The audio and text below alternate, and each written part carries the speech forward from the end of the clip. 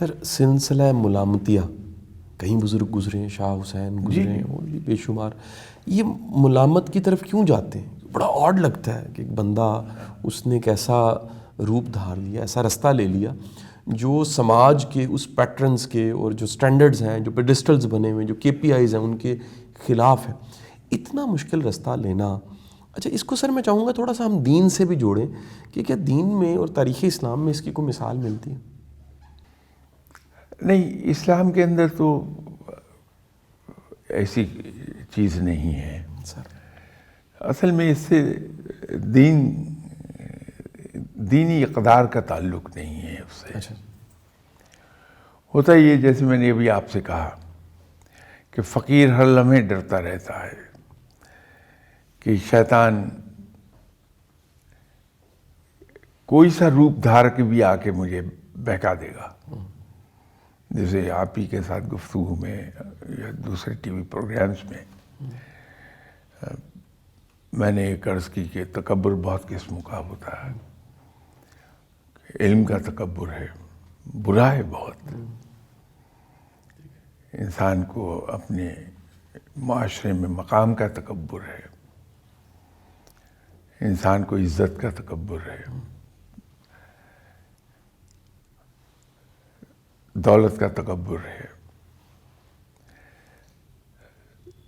ایک عجیب طرح کا اور تکبر ہے جو میرے خیال میں سب سے خوفناک تکبر ہے، ٹھیک سر، وہ ہے عاجزی کا تکبر۔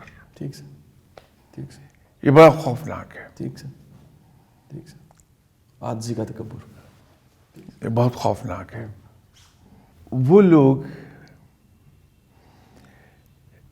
اس بات سے ڈر رہے ہوتے ہیں کہ شیطان معلوم نہیں کس روپ میں آ جائے، عاجزی ہی کے روپ میں آ جائے کہ تم بڑے عاجز ہو، صحیح، تو وہ تکبر میں لے گیا، بڑے عاجز ہو، یہ تکبر آ گیا۔ بڑا خوفناک ہے سر، صحیح سر۔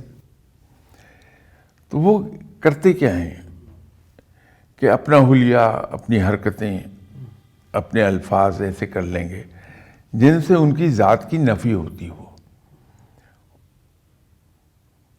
ذات کی نفی کرنے کے تو دو طریقے ہیں نا، کہ میں اپنے نفس کو شکست دینے کے لیے اپنے نفس کی مخالفت کرتا ہوں، میں وہ کروں گا۔ میں اپنے نفس کو ٹھکانے پہ رکھنے کے لیے یہ کر گزروں کہ میں اپنے آپ کو دوسروں سے حقیر سمجھوں، میں ہر شخص کو اپنے سے بڑا سمجھوں، ٹھیک سر، اس کی عزت کروں گا میں۔ ٹھیک سر، یہ اپنی ذات کی نفی کر رہا ہوں۔ لیکن ایک نفی اس طرح سے جس طرح سے یہ ملامتی فرقے کے کرتے ہیں، جو میرے خیال میں کوئی زیادہ اپریشیٹ نہیں ہوتی۔ ٹھیک سر، انسان کو اپنی ذات کے بارے میں ایسا کرنا نہیں چاہیے۔ یہ میرا ذاتی خیال ہے، اس سے اختلاف ممکن ہے، ٹھیک سر، لیکن یہ میری ذاتی رائے ہے۔ سر